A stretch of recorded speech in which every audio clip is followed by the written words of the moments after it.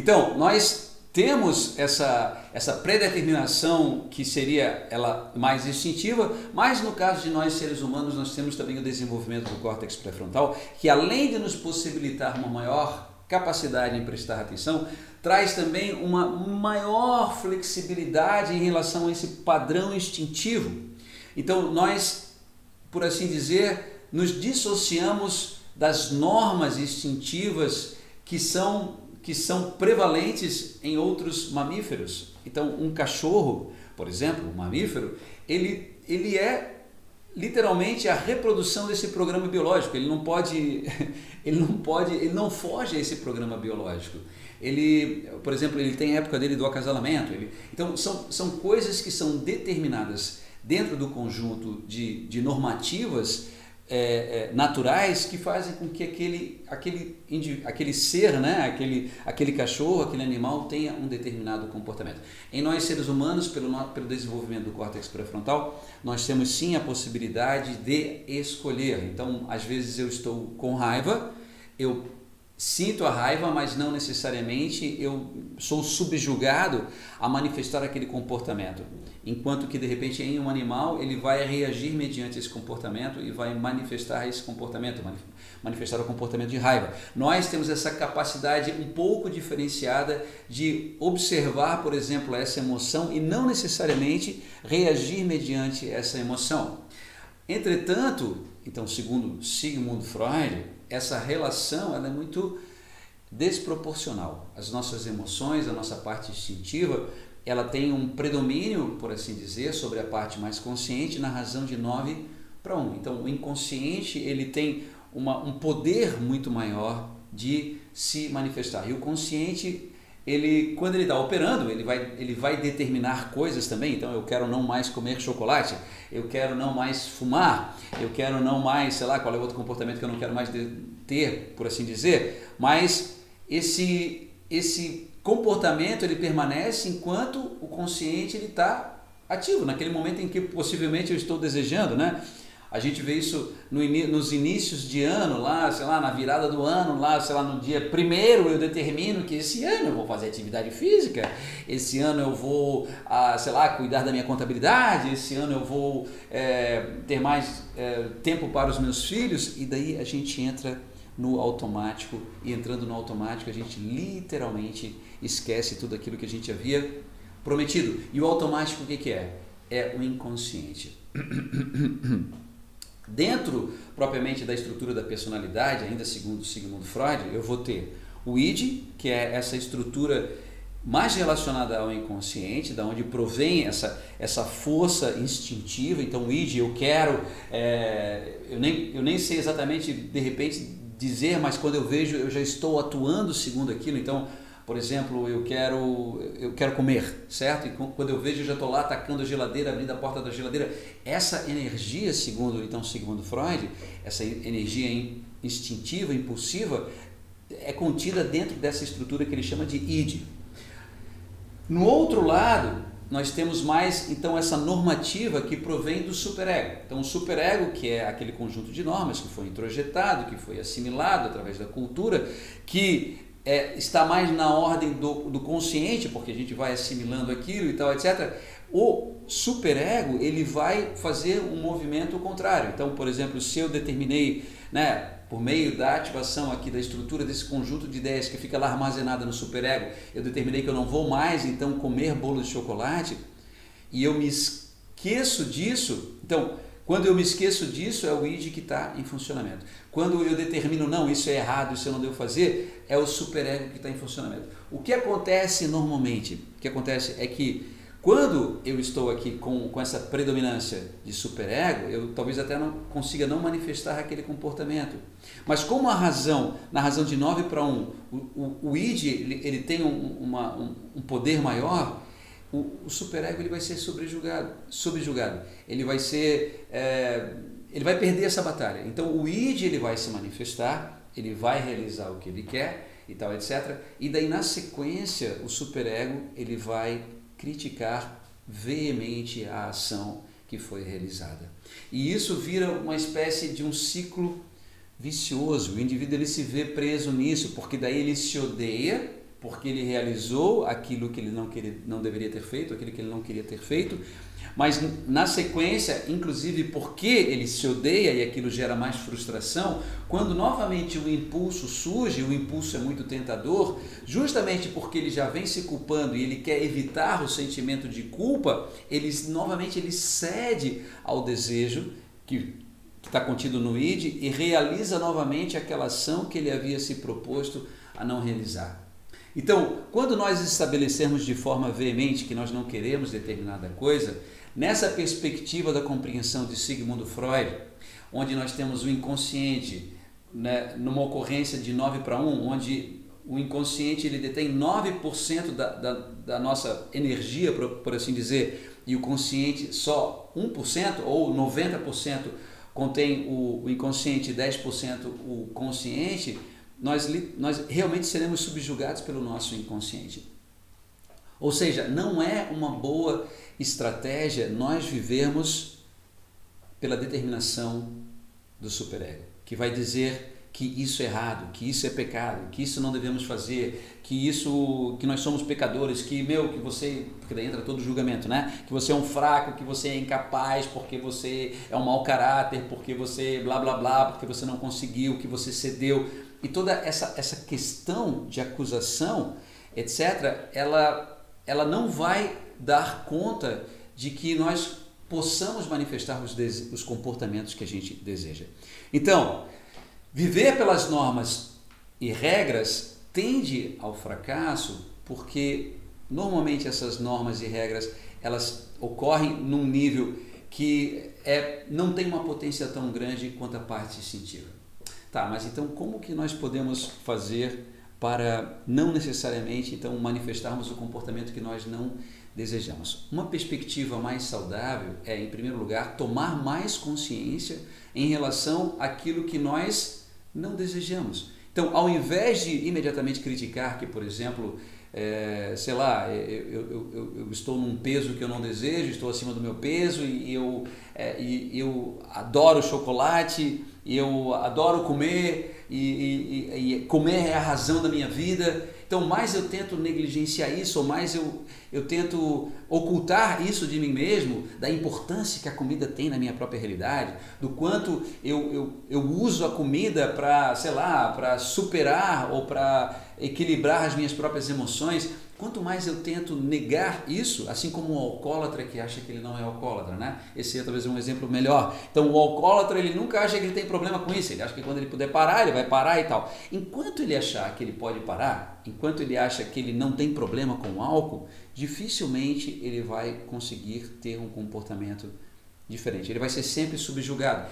Ou seja, quanto mais eu nego esse desvio dentro de mim mesmo, desvio não é bem a palavra mais certa, mas quanto mais eu nego que eu tenho essa dificuldade, maior essa dificuldade ela se torna. Então, ponto número 1 é nós tomarmos consciência daquilo onde está a nossa vulnerabilidade e realmente compreender todos os aspectos relacionados.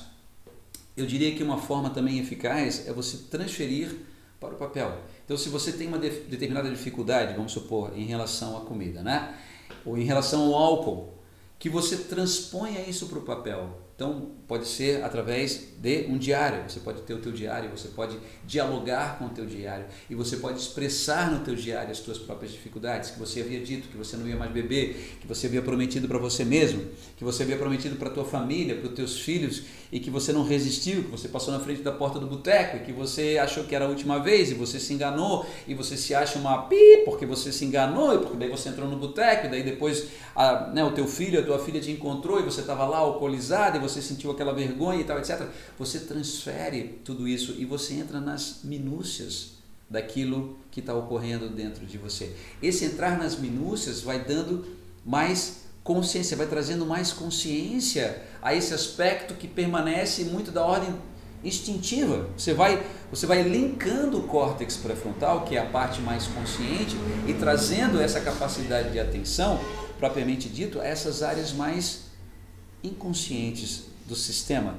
neurologicamente é como se você estivesse ampliando a ativação no córtex pré-frontal, e por essa ampliação da ativação no córtex pré-frontal, os neurônios eles vão se projetando internamente, né, através dos seus axônios, eles vão se projetando internamente em direção ao sistema límbico. É como se você segurasse o boi pelo chifre, ou que os neurônios da parte anterior eles prolongassem os seus braços e contessem a ativação do sistema límbico. É mais ou menos, e realmente assim, quando você observa pela ressonância magnética, né, o aparelho de ressonância magnética, quando nós trabalhamos mais o córtex pré-frontal, ele começa a se desenvolver, e esse desenvolvimento também ocorre pelo aumento de densidade, né, das ligações dendríticas dentro do córtex pré-frontal e pelo prolongamento axoniano. Então, o córtex ele começa a enviar braços em direção à região límbica e começa a literalmente tomar controle dessa região, o quê? Pela sua ativação e pelo prolongamento da sua ativação até essa região. Então, primeira coisa, tomarmos consciência daquilo que não desejamos manifestar. Tomar consciência do comportamento que não desejamos ter. Tomar consciência desse aspecto em nós negligenciado, esse aspecto escuro, sem luz, obtuso, que nós temos vergonha. Eu até sugiro, se for muito difícil, por exemplo, transcrever para o papel, se o que você sente dentro de você, você sentir muita vergonha em relação a isso, eu sugiro que você escreva numa folha de papel e realmente coloque, você destile todo o teu ódio, se for o caso, você destile todo o comportamento, promíscuo que você talvez compreenda que tenha dentro de você, você transfere toda aquela promiscuidade, você transfere todo aquele sentimento, aquele ódio, literalmente você transfere isso para o papel. Isso é importante, isso vai trazer mais consciência a você do que ocorre dentro de você mesmo, e daí na sequência, até para evitar que alguém um dia encontre esse papel e daí você vai ficar envergonhado, ou então você pode literalmente destruir esse papel, você pode queimar esse papel.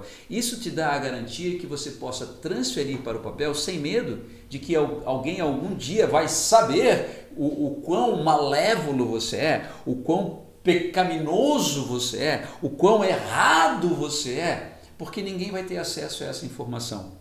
Então, mas sim, é importante que a gente transcreva, que a gente externe isso. Então, uma das maneiras de fazer isso, sem dúvida, é em escrever, em transferir isso para o papel. Dentro da compreensão cristã, né, eu gosto bastante da Bíblia, eu gosto dessa visão de mundo também. Por exemplo, no Antigo Testamento, o povo judeu ele tinha os 10 mandamentos. E os 10 mandamentos, inevitavelmente, eram muito difíceis de serem cumpridos. Então, o povo hebreu ele era fadado ao pecado. Aquele que diz que nunca pecou é mentiroso. Por quê? Cumprir lá os 10 mandamentos, cara, era pedreira, né? Não matar, não roubar, não desejar a mulher do próximo, nem em pensamento. Se você desejou a mulher do próximo, o homem da próxima, em pensamento você já estava em pecado. Então, era impossível seguir as normas.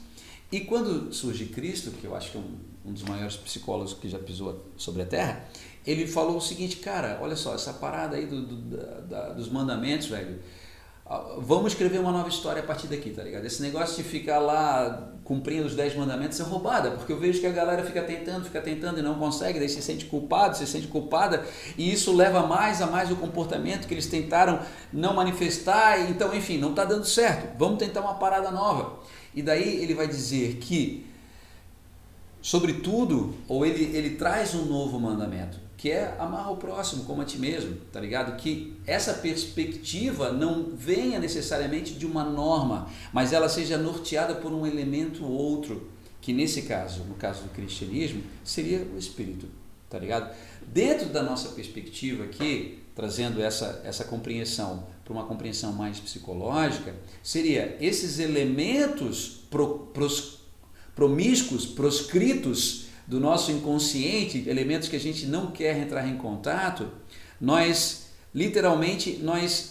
estabelecemos uma nova regra. A regra não é a regra do superego que vai dizer isso é errado. A regra passa a ser desse elemento que na Bíblia é chamado de espírito, mas que então dentro da perspectiva, uma perspectiva mais moderna, um conceito mais atual, seria a nossa própria consciência. Então é como se nós fôssemos literalmente compostos, né? O sistema, aquilo que eu sou, o Pedro, que é a minha identidade, que é a minha personalidade, ele não é a totalidade daquilo que eu sou. É uma parte de mim, e geralmente a parte mais periférica, que se eu fosse retratar fisiologicamente, estaria nessa coisa mais instintiva, que é o meu sistema límbico.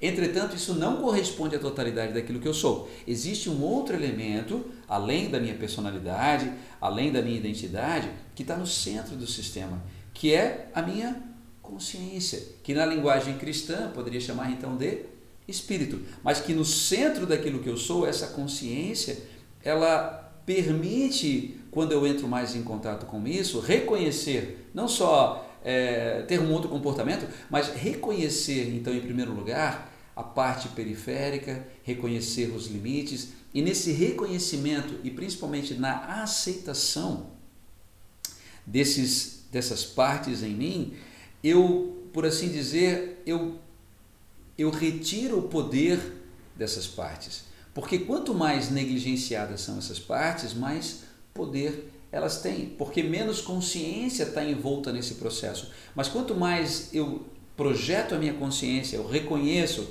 eu aceito que eu tenho esses determinados problemas, ou eu tenho essas determinadas paixões, ou eu tenho essas determinadas fragilidades, ou eu tenho essas determinadas, sei lá, comportamentos que eu acho vergonhosos, quanto mais eu reconheço isso, mais eu reconheço, mais eu aceito, mais eu integro isso, mais energia, por assim dizer, eu concedo ao meu consciente, que é aquilo que observa, e menos energia é alocada no inconsciente, que retinha essa energia. Por quê? Porque permanecia inconsciente. Então, mais eu jogo a luz do consciente sobre o inconsciente, menos poder o inconsciente tem, porque ele se torna mais consciente. Então, mais consciente o inconsciente se torna, menos poder ele tem, porque ele é menos inconsciente. Acho que dá para entender, né?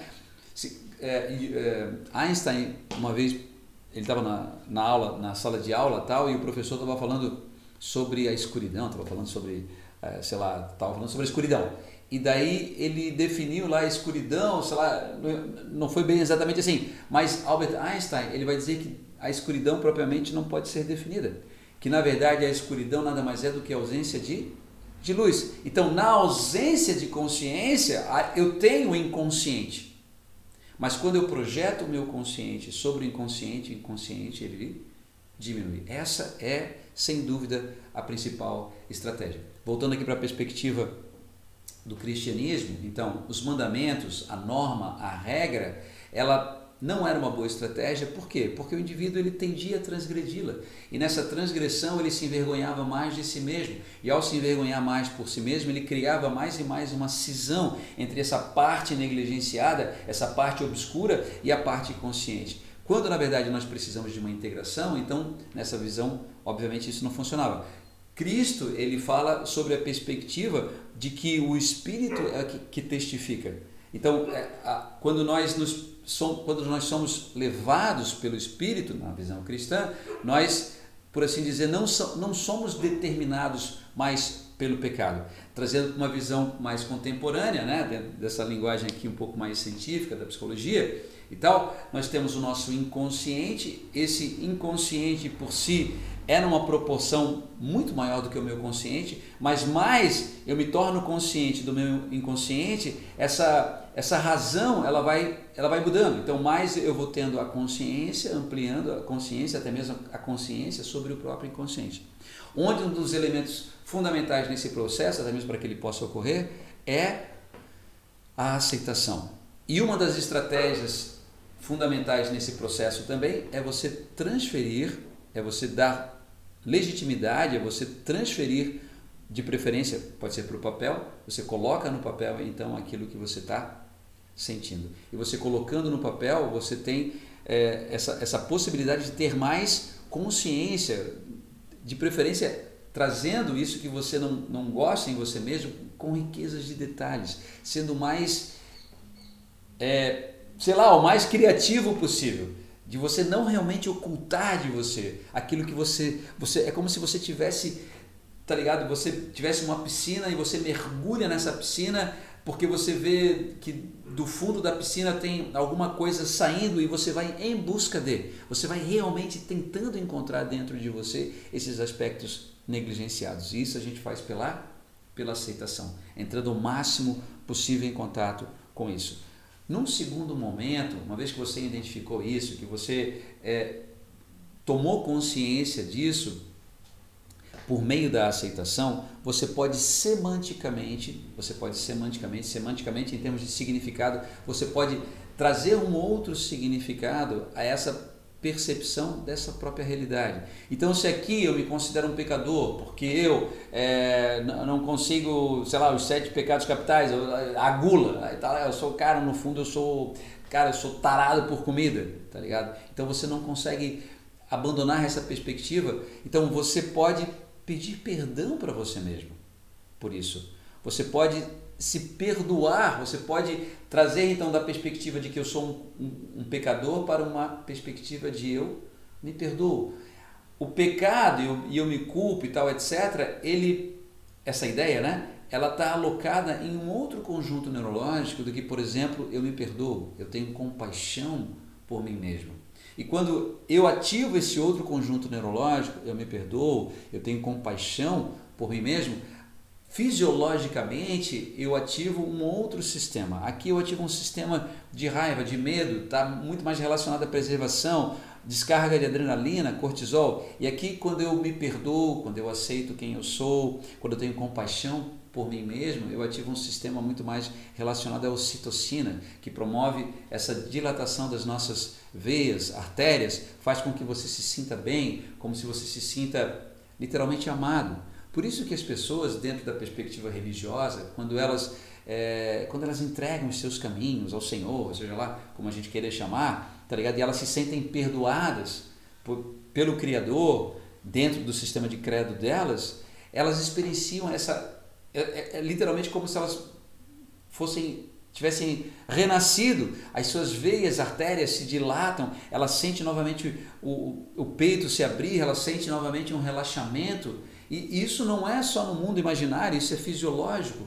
Por quê? Porque na medida em que a gente consegue se perdoar, a gente libera sim no nosso sistema a ocitocina, que é um hormônio muito mais relacionado com o bem-estar. E por meio da liberação da ocitocina nós vamos ter esse desencadear de reações que são benéficas, que são reações que fazem com que a gente se sinta bem. Então, reconheço a minha fragilidade, reconheço os meus limites, aceito os meus limites e depois, num segundo momento, eu me perdoo.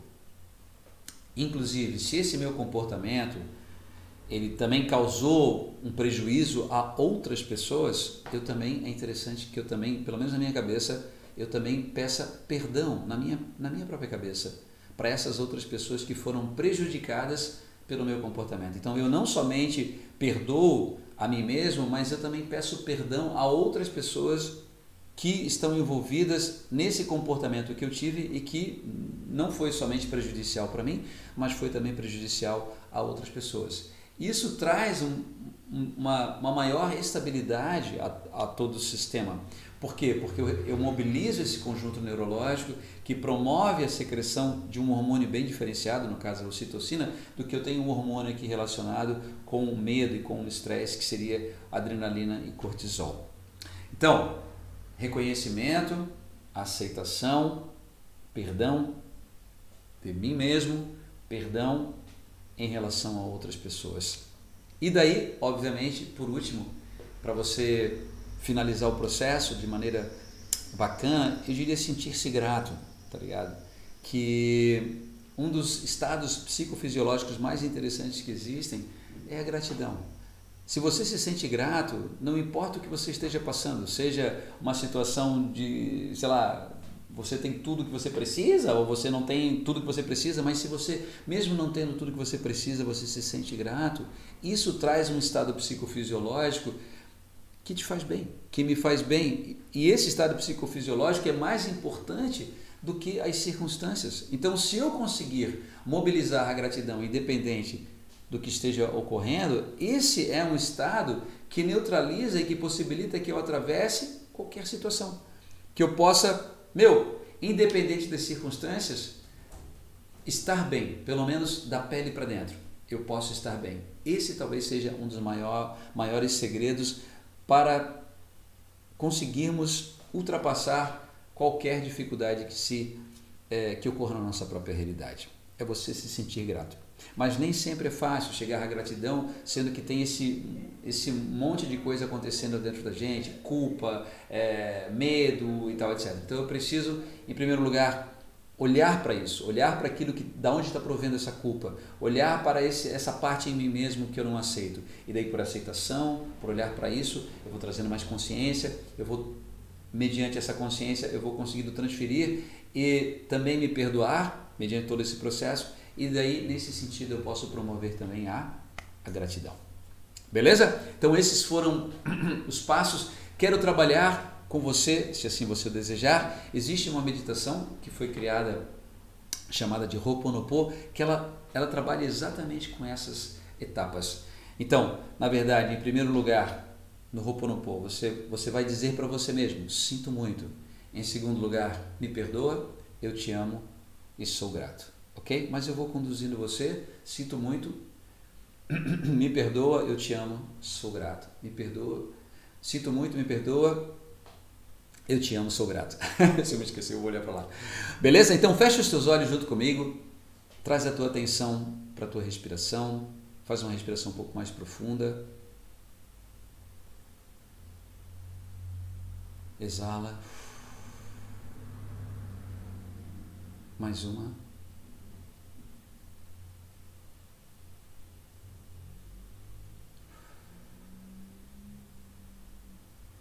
E uma última respiração diafragmática.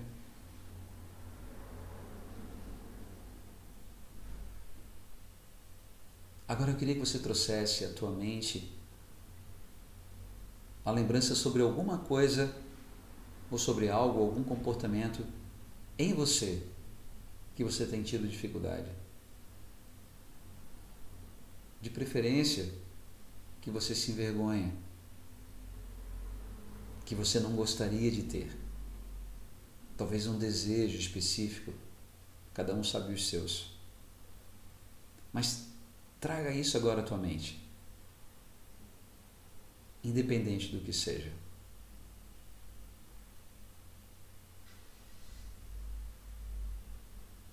Dê nome a isso. Eu me sinto envergonhado por isso, isso e isso. Eu tenho vergonha de mim mesmo porque eu... pontinhos, pontinhos, pontinhos. Ninguém vai saber. Nesse momento, se permita isso.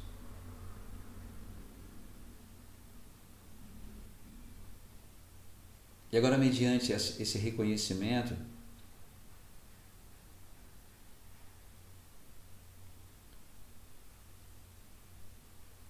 sem ocultar de você essa parte de você,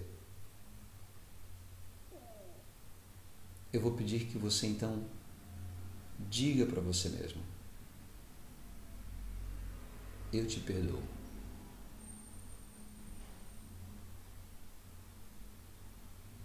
Independente de qualquer coisa, eu te perdoo. Independente de qualquer coisa, eu te perdoo.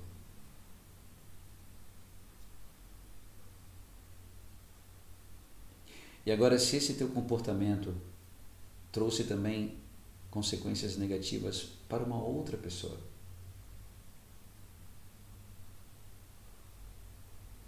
nós vamos utilizar então o Ho'oponopono. E você vai trazer à tua mente a imagem dessa pessoa, imaginar que você está na frente dessa pessoa. E estando na frente dessa pessoa, você vai dizer: sinto muito, me perdoa, eu te amo, sou grato. Imagine você olhando nos olhos da pessoa e dizendo para ela: sinto muito, me perdoa, eu te amo, sou grato. mais uma vez. Sinto muito. Me perdoa. Eu te amo. Sou grato. Sinto muito. Me perdoa. Eu te amo. Sou grato. Deixe essas palavras ocorrerem dentro de você. Só mais alguns segundos.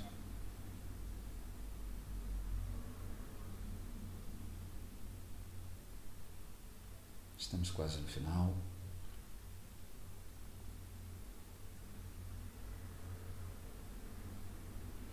Faça agora uma última respiração um pouco mais profunda. Exale.